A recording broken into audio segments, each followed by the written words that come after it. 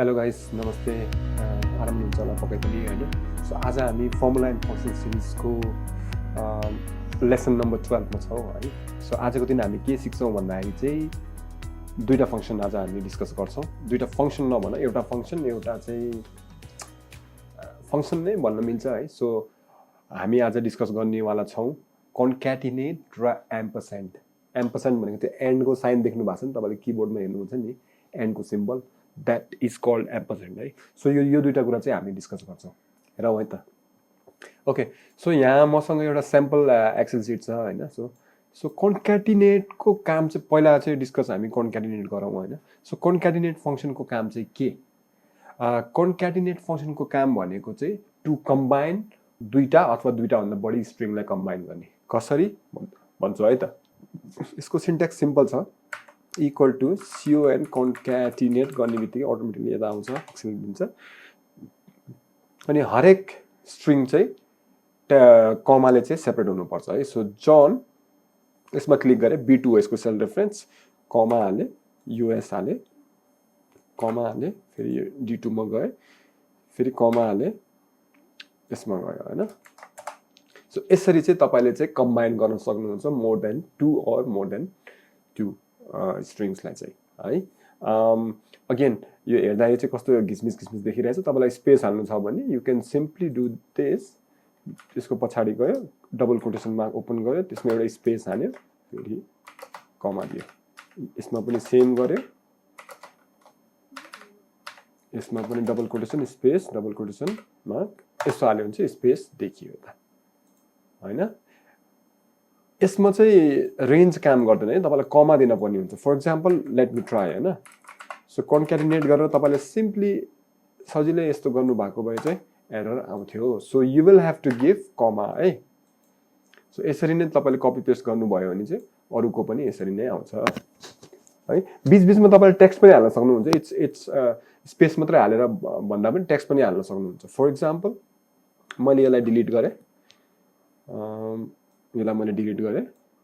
So के गर्न सक्नुहुन्छ, इक्वल टु कन्क्याटिनेट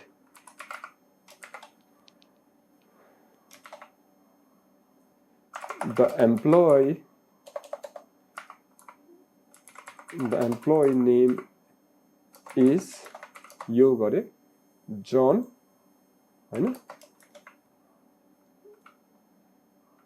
and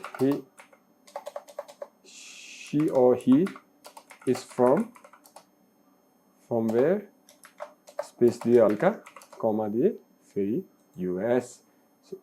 यता बन्द गर्नु भने यसरी चाहिँ तपाईले ओभरअल दिन सक्नुहुन्छ। अफ कोर्स त्यहाँ चाहिँ मैले स्पेस दिएर, so let me use space यता, यसपछि यसको अगाडि पनि। सो यसरी भयो भने चाहिँ तपाईको ओभरअल तपाईले चाहिँ यसरी कम्बाइन गर्न सक्नुहुन्छ। कम्बाइन गरेर चाहिँ मिनिङफुल के कम्बाइन गर्न सक्नुहुन्छ है। सो यो भयो कन्क्याटिनेट है। यसरी नै तपाईले चाहिँ कन्क्याटिनेट युज गरेर चाहिँ दुईटा अथवा दुईटा भन्दा बढी टेक्स्ट स्ट्रिङहरु चाहिँ कम्बाइन गर्न सक्नुहुन्छ, जोड्न सक्नुहुन्छ हैन। अब यसैको एउटा अर्को सिमिलर फंक्सन भन्दा पनि एउटा हामीले सिम्बल युज गर्छौं, एम्परस्यान्ड भन्ने। एम्परस्यान्ड भनेको यो एन्ड साइन है यो। सो यो कसरी गर्छौं भन्दाखेरि चाहिँ एकदम स्ट्रेट फरवर्ड छ। यसमा तपाईले कन्क्याटिनेट भनेर टाइप गर्नु पर्दैन। इक्वल टु गर्नुस्, B2 मा जानुस्, एन्ड साइन थिच्नुस्, फेरि सिम्बल क्लिक गर्नुस्। नर्मली कीबोर्डमा चाहिँ 7 सँग टाँसेको हुन्छ है, जुन नम्बर 7 बटन हुन्छ नि त्यसमा चाहिँ हुन्छ यो एम्परस्यान्ड साइन। गर्नुभयो भने चाहिँ यसरी चाहिँ आउँछ है। So this is simple straight forward हैन है। अब तपाईलाई चाहिँ यसमा बीचमा के हाल्नु छ भने यसरी चाहिँ, सरी यसमा चाहिँ एन्ड हाल्नु बिर्सेछु मैले, एन्ड हाल्नु पर्ने हुन्छ है। सो तपाईलाई बीचमा स्पेस हाल्नु छ भने तपाईलाई चाहिँ बीचमा डबल कोटेसन मार्क स्पेस हालेर डबल कोटेसन मार्क अनि एन्ड हाल्न सक्नुहुन्छ। सो यसरी नै तपाईले अरुको पनि गर्न सक्नुहुन्छ। नर्मली चाहिँ मैले चाहिँ कन्क्याटिनेट युज गरेर हुन्छु, तर कहिलेकाहीँ चाहिँ मलाई छिटो चाहिन्छ भने चाहिँ आई वुड युज एम्परस्यान्ड हैन। सो सिम्पली म के गर्छु भने इक्वल टु गर्छु, यो गर्छु, एम्परस्यान्ड साइन हाल्छु अनि यो गर्छु, ड्याङ्ग सकिहाल्यो। अर यो गर्छु, डबल कोटेसन मार्क गर्छु, यो हाल्छु, एन्ड देन यहाँ एम्परस्यान्ड बीचमा दिन्छु। यसो गरेर चाहिँ छिटो हुन्छ। सो एम्परस्यान्ड युज गर्यो भने चाहिँ अनि इट्स बिट फास्टर है त। अब तपाईँहरूले सोच्नुहुन्छ यो यस्तो कम्बाइन गर्ने स्थिति कहिले आउला त है, कुन कुन ठाउँमा आउन सक्छ। म एउटा दुईवटा एक्जाम्पल दिन्छु। एउटा चाहिँ यदि तपाईँको नामहरू चाहिँ फर्स्ट नेम लास्ट नेम छ and you want to combine names and have a full name, त्यतिखेर युज गर्न सक्नुहुन्छ।